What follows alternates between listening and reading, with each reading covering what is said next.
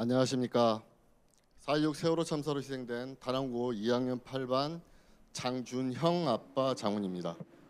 먼저 세월호 참사로 희생된 304명을 잊지 않고 진상규명을 함께 해주신 여러분 감사합니다. 여러분 덕분에 목숨보다 소중한 자식을 잃고도 우리는 살 수 있었습니다. 고맙습니다.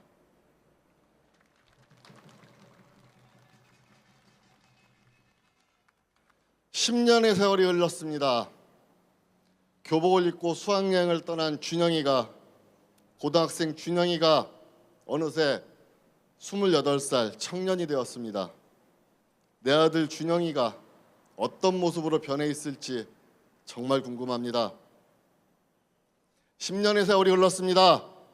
짧지 않았던 그 시간을 우리는 세월호 참사 이전과 이후는 분명히 달라져야 한다는 마음으로 버텼습니다.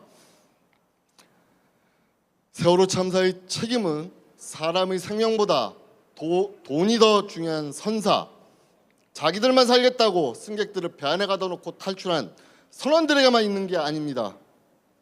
위기에 처한 국민의 생명보다 무능한 대통령 지키기만 중요했던 박근혜 정부가 304명을 죽인 겁니다. 그래서 우리는 그 무능하고 무책임한 박근혜 정권을 끝장냈습니다.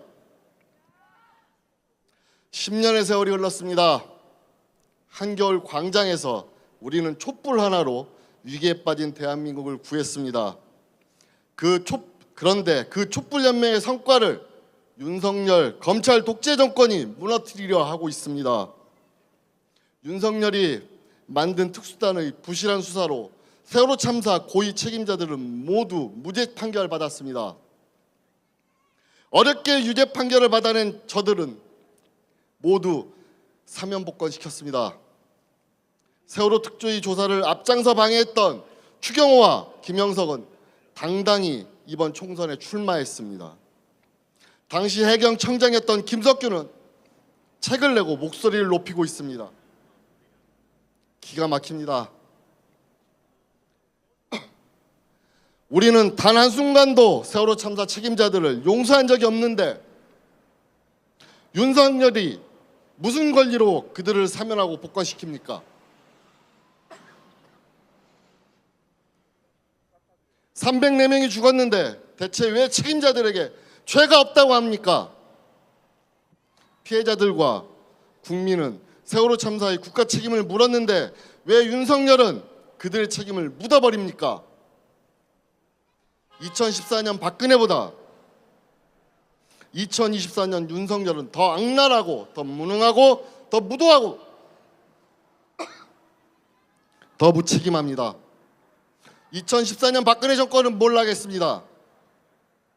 2024년 윤석열 정권을 어떻게 하겠습니까? 어떻게 해야 되겠습니까?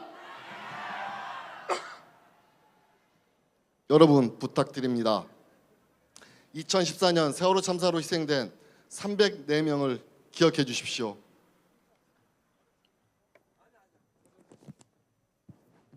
내 아들 준영이를 죽인 책임자들을 기억해 주십시오. 다시는 이런 비극이 재발되지 않도록 힘을 모아 주십시오. 세월호 참사 책임자들을 제대로 처벌받지 못하게 했기 때문에 이태원 참사가 발생했습니다.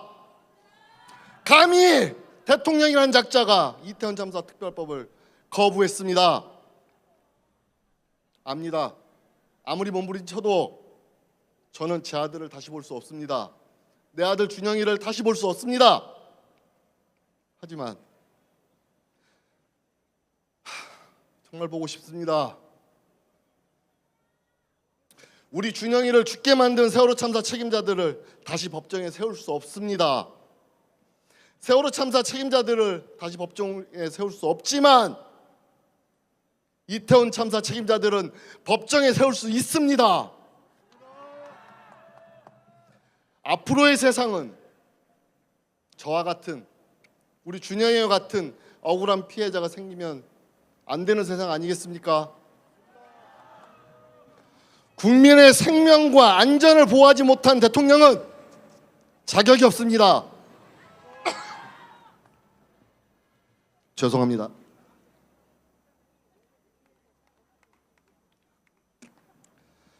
국민의 생존을 짓밟고 피해자의 권리를 무시하는 대통령은 대통령의 자격이 없습니다. 무고한 국민을 죽게 만든 대통령에게 합당한 책임을 물어야 하지 않겠습니까? 세월호 유가족인 저는 포기하지 않습니다. 포기하지 않았습니다. 다시는 세월호 참사와 같은, 이태원 참사와 같은 일이 발생하지 않는 안전한 대한민국을 만들겠습니다. 지난 10년간 우리 아이들을 잊지 않고 기억하고 함께 행동하고 촛불 들어주신 우리 촛불 행동 여러분 고맙습니다. 저 역시 여러분과 함께 끝까지 앞장서겠습니다. 정말 감사합니다.